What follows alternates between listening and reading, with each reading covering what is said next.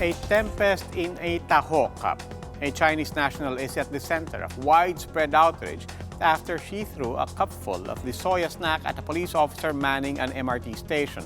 Her lawyer says the incident was blown out of proportion. Romel Lopez with the story.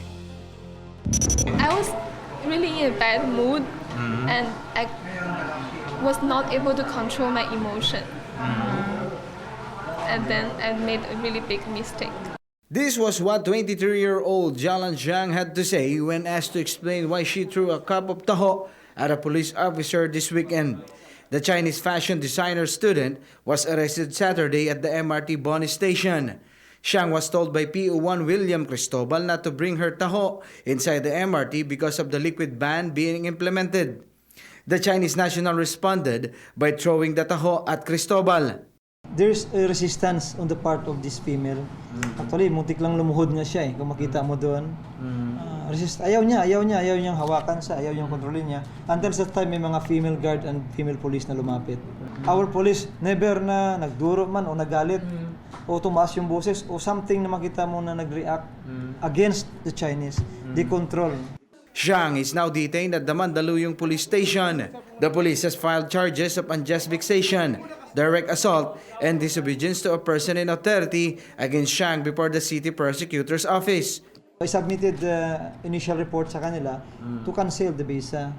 Then, to be followed by our information report na with recommendation na i-consider itong Chinese national na ito as undesirable alien. It will support for the deportation niya if ever. Ang nadumihan dito hindi lang po tao but the institution ng Philippine National Police. So it's a big insult to us na basta-basta lang natin baliwalain yung ginawa niya. Zhang's counsel says the incident has been blown out of proportion. Sometimes people, it could be normal to other people when people get upset, but this is a very, very minor incident that's just been sensationalized. Zhang asked for forgiveness and understanding. I really admit the mistake I made and I feel so regretful for it. I'm really, really sorry. And I really ask if it's possible to have another chance for me because I like the Philippines. The Bureau of Immigration says it is collating evidence against Zhang for a possible deportation proceedings. Kung makita po na may reason for filing po ng isang deportation charge against this person, definitely gagawin po ng Bureau yan. So sa ngayon po, masasabi ko po na we are very interested in pursuing something against this person. In a text message, Chinese Ambassador Zhao Jinhua reminded Chinese nationals to obey Philippine laws and called the incident an isolated case. For News 5, Romel Lopez, we are One News.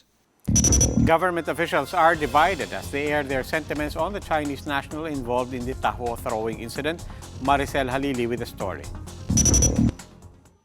Vice President Leni Robredo has denounced the behavior of a Chinese national who threw taho at a police officer at the MRT Boni station over the weekend. In a radio interview, Vice President Leni Robredo said the Chinese fashion design student not only showed disrespect towards authorities but also towards our country and the Filipino people. Robredo said the incident should serve as a wake-up call, saying it may have been rooted from the special treatment given to China by the Philippine government. Her statement did not sit well with Malacanang.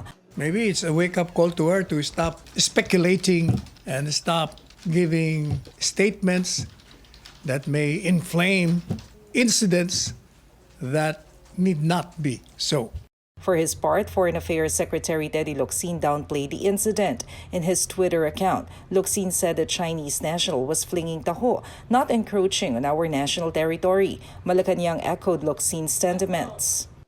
Moreover, she has been charged, one. Number two, I think they're considering her deportation. Chinese ambassador to the Philippines Zhao Zhanhua admitted that the Chinese national behaved poorly but regarded the matter as an isolated incident. Malacanang is now warning foreign nationals that it will not tolerate this kind of behavior. Foreign nationals who sojourn in this country should always behave. Otherwise, they're subject to loss and deportation. We will not allow them to disrespect authorities or violate any law or ordinance in this country. For News 5, Maricel Halili, we are One News.